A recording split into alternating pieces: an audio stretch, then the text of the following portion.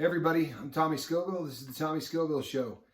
Thanks so much to all of you that tuned in yesterday. I'll tell you what, I could not have asked for a better launch. Boy, you guys are fantastic. Thanks so much for showing up. There was so much positive stuff. My congratulations and my hats off to all of the people that announced their sobriety dates. Boy, that's awesome stuff. It really is. It's so heartwarming to know that you're out there fighting the good fight. And but we're going to see a lot more of that in the future. I really believe that this is going to be a great forum for those individuals who are winning the battle, to be celebrated. But as promised, what I'm going to be doing is telling you a little bit about the past. Johnny has spent so much time talking about our youth, and Papa Scoville and my mother hit it out of the park in terms of being great parents. All of our other siblings did fantastic, including Johnny. So the question becomes, what happened? When Johnny went to college, his freshman year was really the year that I sort of went off of the rails. The first time that Johnny caught me doing drugs, it was pot. I came home and he said, "Boy, you look wrecked. What's up with you? You look so weird." And I admitted to him. I said, myself and Darren and Matt, got stoned. And he was like, "Stoned? On what?" And when I told him, Johnny proceeded to do what an older brother should do when he catches a younger brother doing drugs. He slapped me around. Truthfully, he one of the few times ever that that Johnny really, Johnny put hands on me, and it was probably the right thing to do. The trouble became that Johnny then went to college, and in doing so, sort of left me to my own devices. And early on, I started smoking pot. I'm not going to lie, I did it as a way to be accepted. I was an athlete. In fact, I had a pretty good football career. I was an excellent skier. We'll touch on that a little bit later in my life. But outside of all of that, this was a way to have a group of friends that didn't judge you for anything other than the fact that you did drugs. And these guys were cool. They were edgy. And I wanted so much to be a part of that I started smoking weed. And it was not enough to smoke weed. You had to tell everybody that you smoked weed. I mean, this is all me looking back on it now. Obviously, while I was in it, these aren't things that I noticed. But I wanted people to know that I was a smoker. I wanted people to think I was, I was edgy. So this started at about the age of 14. I had started smoking really at 13, but I took time off until Johnny was gone. And by my 14th birthday, I was smoking pretty much every day. And by the time I got out of high school, it had progressed to LSD, cocaine, pills. But the real trouble started with a lot of injuries that I received from skiing. And I was put on pain medication. And this may sound ignorant from a guy who doesn't seem stupid, but I honestly didn't realize that when I stopped taking pills, I was going to feel ill. I didn't realize there was an addictive element to this. Heroin was something we had heard about in Vermont. It's at the time, now there are busts regularly, but at the time it was non-existent. So that was a drug you got addicted to. You saw it in an after-school special. One that really sticks out was an after-school special. You can look this up, called Dinky Hocker Shoots Smack. I swear to you, I'm not making that up. That was the name of an after-school special. But prior to this, I think this all started truthfully in high school when they showed us a movie called Reefer Madness. Now, if you're a pot smoker or if you've gotten high, you've probably seen Reefer Madness. And it's hysterical. It's such a funny movie. But it was not shown to us as a comedy. This was something that we saw, truthfully, as a propaganda film to keep us off of weed. And, there's a scene where, one of the people who's addicted, the line that really sticks with me is, "Jane, get my reefers!" He comes home from work angry and is ready to smack his wife around until he gets his weed, which is just, ridiculous. And then they went on to tell us some other things. They told us about gynecomastia. If you continued to smoke marijuana as a boy, you were going to develop breasts.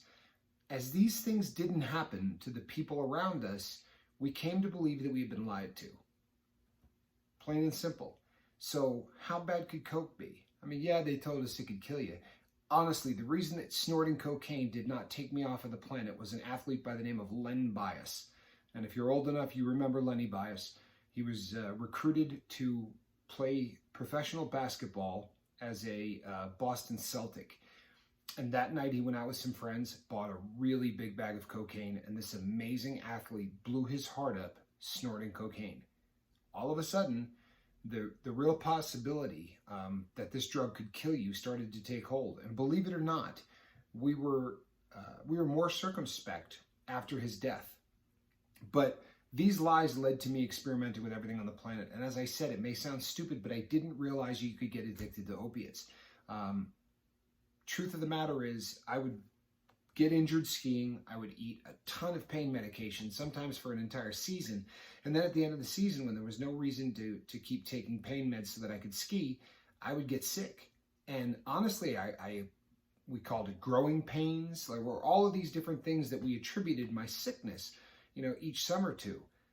It was withdrawal. And when you don't know it's withdrawal, you just live through 7 days of feeling like crap. And when you don't realize you can make it go away, then that's just part of how life was.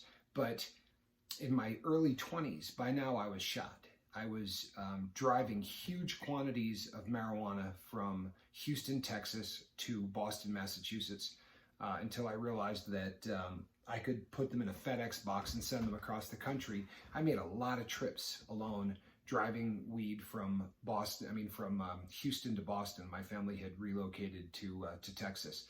When they did, the availability of really cheap drugs was something that was all around. And I started to get really involved eating pills, a lot of ecstasy, a lot of benzos. You've probably heard of roofies, the date rape drug. I honestly don't know anyone who ever date raped anybody, but I ate bucket loads of those. We used to call them roaches.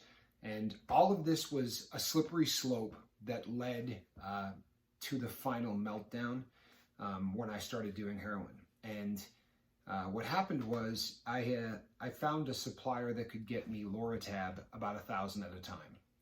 And I would buy these drugs, and it got to a point where I was eating 13 or 14 Loratab a day every single day. At a time, 3 to 4 times a day. No lie. The amount of acetaminophen in each of those pills was probably killing me. By the way, if you're eating pain medication as a way to get high today, really take a good look at how much acetaminophen is in what you're taking, because the real damage to your body doesn't come from the pain meds, but the anti-inflammatories that they add to those drugs will kill you. So a friend of mine said, boy, with the amount of acetaminophen you're taking, you're going to end up dead. Like, this is really going to cause cirrhosis. And I went to a pain management center, and because of the number of injuries I had blown out shoulders, I had compound fractures of the wrist, I had Achilles tendon surgeries. You can't name a part of my body that you could injure skiing that I didn't injure. So I went to a pain specialist, and I swear to you, this is the truth. But I was written a prescription for OxyContin, and she wrote on the prescription, self-titrate.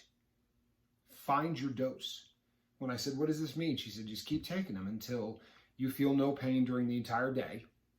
And that's going to be, what I write the prescription for. And I came in and said, this is just going to sound crazy. She said, try me. I said, man, I got to take 12 of these 80s a day. If you have ever been down the road of OxyContin, 12 80s a day is absolutely staggering. The fact that pharmacies handed me that many pills is just criminal. And the proof's in the pudding. The first time that I went to pick up the dose, the pharmacist said to me, true story, the pharmacist said, I can't fill this for you. I said, is there a problem? He said, yeah, we don't fill more than 1 month at a time. So this is obviously more than a 30-day prescription. And I said, no, this is 30 days. And he said, oh, okay, have a seat and we'll fill this for you. About 2.5 minutes later, the police cars came pulling into the pharmacy parking lot, and they came in. For all intents and purposes, they were planning on arresting me. They assumed that I must have gotten a hold of a prescription pad. The amazing thing is that not 400 yards away was the office of the doctor that I was seeing. She was about 5 feet tall and one of the toughest women you've ever met. She came storm trooping up there and started screaming about the injuries I have had and this and that. And the pharmacist would take a bottle of OxyContin and slap a sticker on the side of it. I'm talking about the bottles that they got from the manufacturer, and put my name on the side of it, either pull out a few or add a few depending on what was in there, and send me home. And eventually they pulled the plug. The insurance company that was paying somewhere around $25 to $35 a pill said, no, you're done. Plain and simple. And the guy said, I got something that you can do. And I began to smoke opium. Honestly, I can't answer the question, and I've thought about it 1,000 times. Would I have taken that first hit if he had said, this is heroin? I might have. You know what I mean? At that point in my life, the withdrawal symptoms off of coming off that many OxyContins, and I don't want to mislead anybody. They gave me alternatives. They wrote me a prescription for 350 milligrams a day of methadone, right? Doluthane. Horrible drug. If you're on methadone today, start getting off of it. It is the worst substance on the planet. There are countries that have pulled the plug on allowing it to be prescribed in their country. This is awful stuff.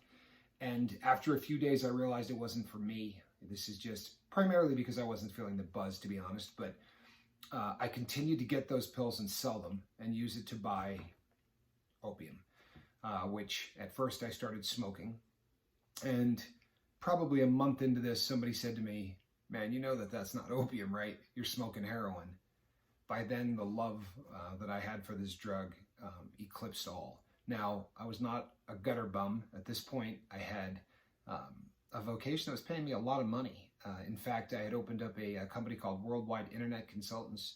It was my first business that I ever ran alone. Johnny and I had done some businesses together, but it was the first business I had done alone, and I made $28,000 in the first 7 days that business was open, which bought a lot of heroin.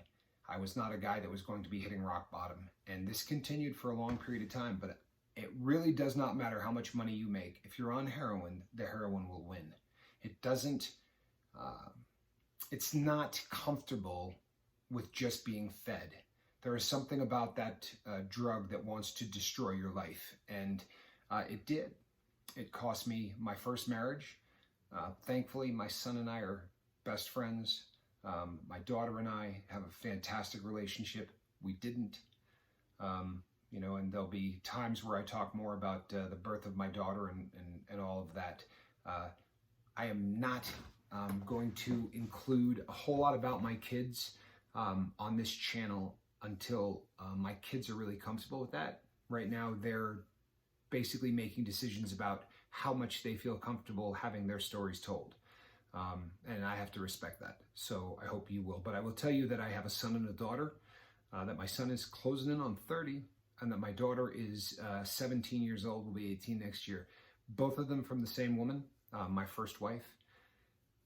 She left me for no other reason than I could not get sober off heroin. Bottom line. In fact, everybody, with the exception of my family, left me.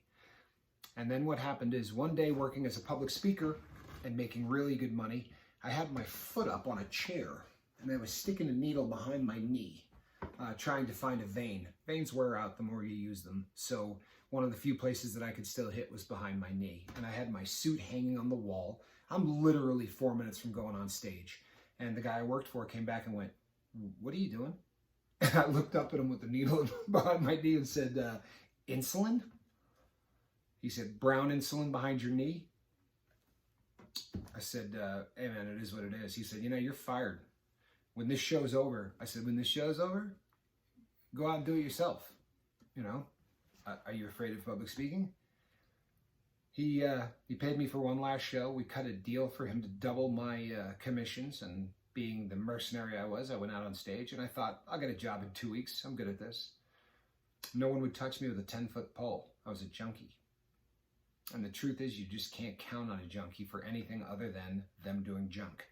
So that was the end of my public speaking career. It was also the end of any career. I had money put up. I figured it's just a matter of time, but every day, 6 grams, 6 grams, 6 grams, 6 grams. And this is at a time when heroin ran about $2.50 a gram. So I ran out of money very quickly. And the first things that went were the watches, Rolexes, Cartiers, gone. Everything that I had collected. Then heirlooms, Matchbox car collections, everything that I cared about ended up in a pawn shop. I'm not sure if you can understand the pain of that. And this is a cycle that recurs so often with addiction, and some of you who have lived it know what I'm talking about. The guilt of what you do is so overwhelming that you can't get through the day without getting rid of that guilt. And the only thing that gets rid of that guilt is more dope.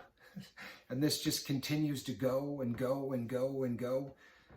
So after pawning everything that I could possibly pawn, I realized that I had very few options. The first was I could rob the drug dealers, which I did. I'm talking about every drug dealer that I could find.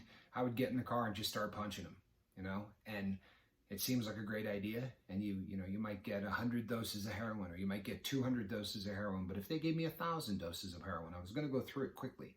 And then you're left with no supplier. So I began to rob from stores.